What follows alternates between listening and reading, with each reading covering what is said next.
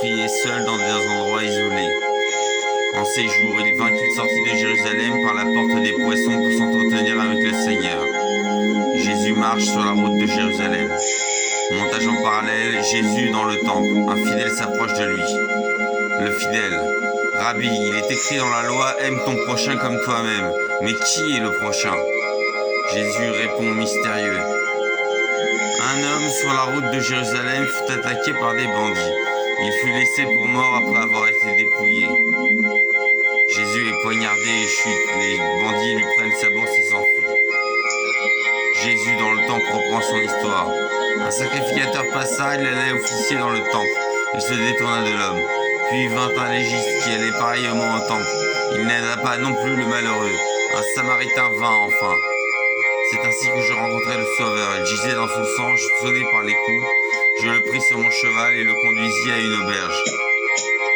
Jésus, dans le temple, achève sa parabole. Oui, les deux prélats hébreux délaissèrent l'homme, sans doute afin de ne pas se rendre impur en touchant un mort, et c'est un samaritain avec qui nous, les hébreux, sommes en conflit, qui sauva l'homme et donna tout son argent afin qu'on le soigne et qu'on s'occupe de lui. Dans cette histoire, mon frère, dis-moi, qui est le prochain? Jésus sur un lit, un bandage recouvrant sa blessure au ventre.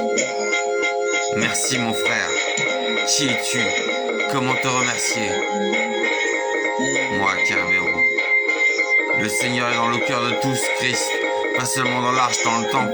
Je suis un samaritain, mais je reconnais que tu es le Sauveur. Jésus, bien, merci encore mon frère. Moi, Kerbero, repose-toi, Messie. Moi. 26. Jésus parcourait toute la Galilée, enseignant dans les synagogues, prêchant la bonne nouvelle du royaume et guérissant toute maladie, toute infirmité par le peuple. Sa renommée se répandit dans toute la Syrie, et on lui amenait tous ceux qui souffraient de maladies et de douleurs divergents, des démoniaques, des lunatiques, des paralytiques, et il les guérissait. Une grande foule le suivit de la Galilée, de la Décapole, de Jérusalem, de la Judée et au-delà du Jourdain. Deux fois il la nourrit en rendant grâce, en multipliant les pains et les poissons, et à partir de quelques pains et de quelques poissons, il rassasia des milliers de gens, et on en eut encore. Dans la foule, Jésus monta sur la montagne, puis il les enseigna. Jésus. Heureux les pauvres en esprit, car le royaume des cieux est à eux. Heureux les affligés, car ils seront consolés. Heureux les débonnaires, car ils hériteront la terre. Heureux ceux qui ont faim et soif de la justice, car ils seront rassasiés. Heureux les miséricordieux, car ils obtiendront miséricorde. Heureux ceux qui ont le cœur pur, car ils verront Dieu. Heureux ceux qui procurent la paix, car ils seront appelés fils de Dieu. Heureux serez-vous, ceux qui procurent la paix, car ils seront appelés fils de Dieu. Heureux ceux qui sont persécutés pour la justice, car le royaume des cieux est à eux. Heureux serez-vous lorsqu'on vous outragera, qu'on vous persécutera, et qu'on dira faussement de toutes sortes de mal à cause de moi. Réjouissez-vous et soyez dans l'allégresse, parce que votre récompense sera grande dans les cieux, car c'est ainsi qu'on a persécuté les prophètes avant vous.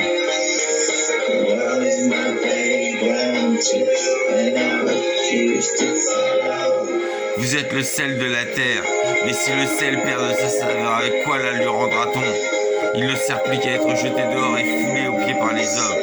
Vous êtes la lumière du monde. Une ville située sur une montagne ne peut être cachée. Que votre lumière luise ainsi devant les hommes, afin qu'ils voient vos bonnes œuvres et qu'ils glorifient votre Père qui est dans les cieux. Car je vous le dis, si votre justice ne surpasse celle des scribes et des pharisiens, vous n'entrerez point dans le royaume des cieux. Accorde-toi promptement avec ton adversaire pendant que tu es en chemin avec lui, de peur qu'il ne te livre au juge, que le juge ne te livre par l'officier de justice et que tu ne sois mis en prison. Je te le dis en vérité, tu ne sortiras pas de là que tu n'aies payé le dernier cadran. Vous savez, après qu'il a été dit, tu ne commettras point d'adultère. Moi, je vous dis que quiconque regarde une femme pour la convoiter a déjà commis un adultère avec elle dans son cœur. Vous savez encore après qu'il a été dit aux anciens, tu ne te parjureras point, mais tu t'acquitteras envers le Seigneur de ce que tu as déclaré par serment. Et moi je vous dis de ne jurer aucunement, ni par le ciel, parce que c'est le trône de Dieu, ni par la terre, parce que c'est son marchepied, ni par Jérusalem, parce que c'est la ville du grand roi. Ne jure pas non plus par ta tête, car tu ne peux par ta volonté rendre blanc ou noir à celui de tes cheveux. Que votre parole soit oui, oui ou non, non. Ce qu'on y ajoute vient du malin. Vous avez appris qu'il a été dit œil pour œil, dent pour dent. Mais moi je vous dis de ne pas résister aux méchants. Si quelqu'un te frappe sur la joue droite, présente-lui aussi l'autre. Si quelqu'un veut plaider contre toi et prendre ta tunique, laisse-lui encore ton manteau.